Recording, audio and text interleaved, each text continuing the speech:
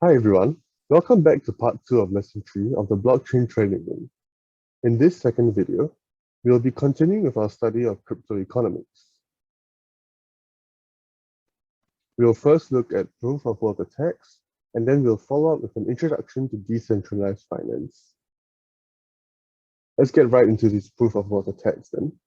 Recall the proof of work consensus protocol, which is a decentralized consensus system that requires members to expend a significant amount of effort to solve a cryptographical puzzle for validation. These transactions are then recorded on the blockchain and allows for crypto transactions to be processed in a secure peer-to-peer manner, although it does require large amounts of energy. The two main POW attacks we'll be covering today are the 51% attack as well as DDoS attacks. Firstly, the 51% attack is an attack on a blockchain by a group of miners who control more than half of the network's mining hash rate. By doing so, they can solve these cryptographical equations faster than other miners, allowing them to execute other malicious activities. This can include reversing past and unconfirmed transactions, and even building competing chains, both of which could allow them to double spend their coins. They could also prevent new transactions from being confirmed and capture new coins that are issued as miner rewards.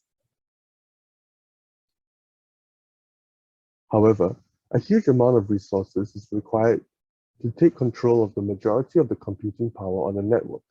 This leads to 51% attacks being difficult to execute, and they are more common on smaller blockchains rather than larger ones, where it would require significantly more computing power to gain 51% of the hash rate on a larger blockchain. One notable 51% attack was on Ethereum Classic in 2020, where an attacker purchased hash rate and created many private transactions, ultimately getting away with over $5.5 million in double spending and mining rewards. There are some risk factors that make 51% attacks easier to execute. Firstly, the decreasing cost and increasing availability of computing power due to the purchase and rental platforms. Moreover, 3/4 of all blockchain projects are implemented on the Ethereum platform. This makes them susceptible to 51% attacks because of the proof of work consensus model. 51% attacks can be countered through POS consensus mechanisms such as Ethereum 2.0. The most common consensus POS blockchain makes it much more difficult and expensive to gain monopoly over block validation, as well as ensuring that validators have an incentive to not attack the network due to their ownership stake.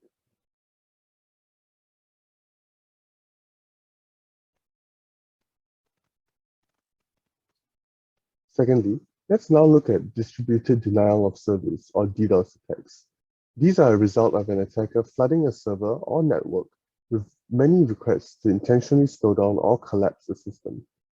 In the case of a blockchain, it can force a blockchain to sever in order to preserve its processing power and can lead to a loss of connectivity to exchanges, hot crypto wallets, and other connected functions. One notable case is in the Bitfinex exchange, where it was DDoS 3 times in December 2017, shutting down the entire exchange and preventing transactions from being executed.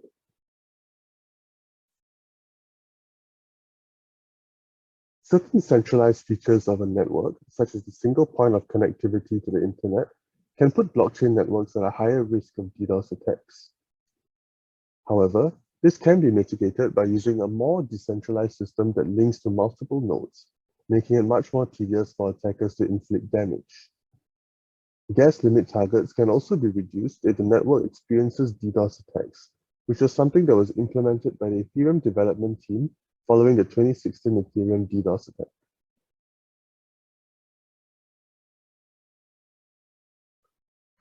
Another potential mitigation strategy would be the further decentralization of a network. By offering bandwidth to compromised servers, this still allows the remaining blockchain to operate even if certain nodes are disrupted, thereby limiting the effect of DDoS attacks. The disrupted nodes can actually then recover and resync the unaffected nodes.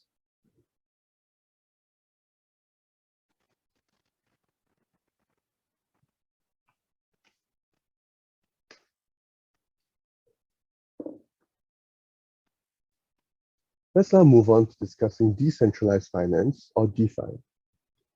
DeFi refers to blockchain-based financial products that are independent of traditional financial intermediaries such as brokerages, exchanges, or banks. DeFi essentially takes the key elements performed by financial intermediaries and puts it in the hands of the regular people.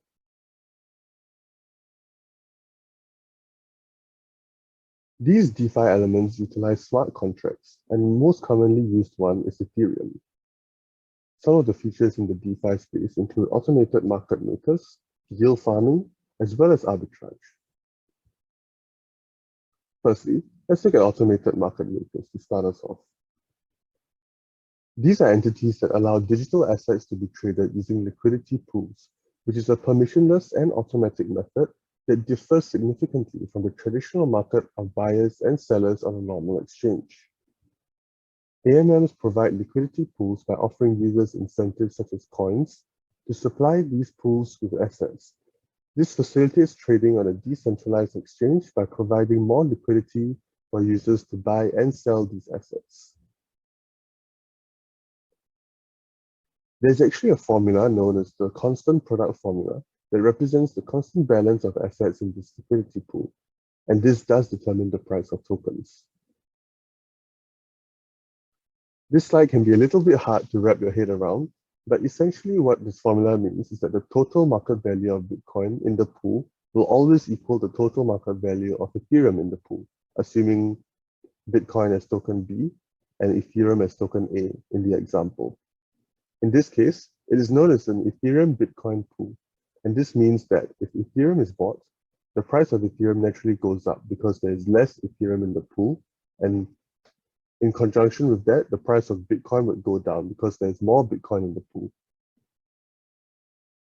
The pool actually remains constant in size and only changes when new liquidity providers join or old ones leave.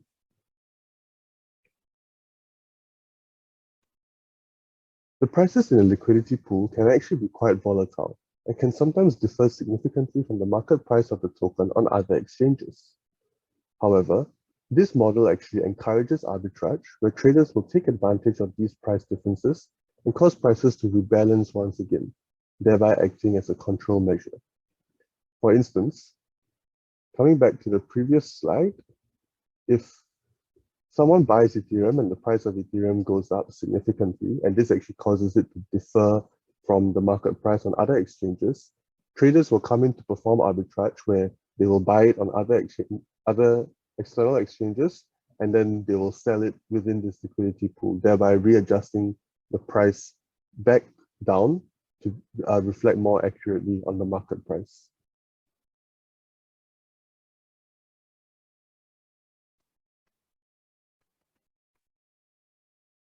Secondly, let's now look at yield farming or liquidity mining. This is a feature of DeFi that allows users to contribute their crypto or stake it in a DeFi protocol or project to earn tokens or other incentives.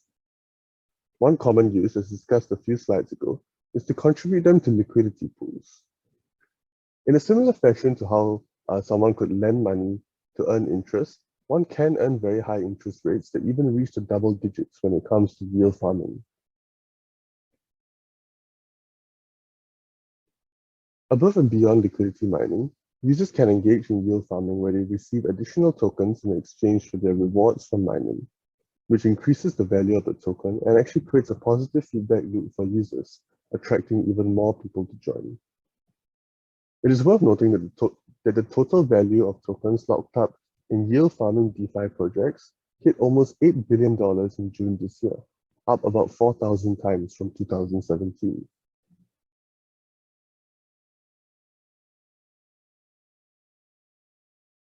There are, however, some risks and limitations associated with yield farming. Firstly, the high level of uncertainty associated with contributing their tokens to liquidity pools. The entire investment can actually be lost during bouts of volatility, theft, or even large parties selling holdings. This is a very similar principle to high-yield unsecured bonds, where people are able to earn a high level of interest in exchange for a higher risk of default. Secondly, There's also no insurance coverage for yield farming deposits, unlike other traditional bank deposits, which are covered by the FDIC or SDIC in case of Singapore. Thirdly, let's now look at arbitrage. The high degree of fragmentation and decentralization in these DeFi markets actually creates perfect conditions required for arbitrage to take place. The prices of the same instrument may vary across different decentralized exchanges in this market, and this creates short-lived arbitrage opportunities for traders. This would include yield arbitrage as well as cross-exchange arbitrage. Yield arbitrage is a form of arbitrage between different borrowing and lending products by making use of interest rate differences. This can even be done between different staked assets that earn a different rate of return. Since rates differ across the market, it can be profitable and can be executed by many people since it's non-competitive.